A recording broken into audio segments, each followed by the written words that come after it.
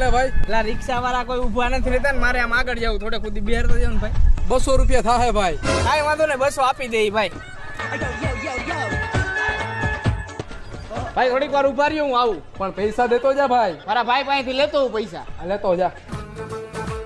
બોલો ને ભાઈ. પેલા 2 ચોકલેટના પેકેટ આપી દો ને ડેરે મિલ્કના. ભાઈ હું લઈ જાઉં. મારો ભાઈ જો અહીંયા બેઠો ને એમણે આવીને પૈસા આપે હો. હા વાંધો નહીં.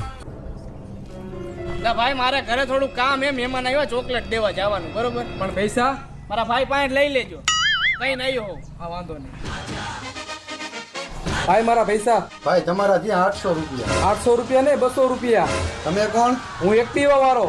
તો હું દુકાન વાળો. તો એ કોણ હતું? ઈ તમને બેને ચૂનો લગાવવા વાળો. આવા માણસો રહી અહીંયા.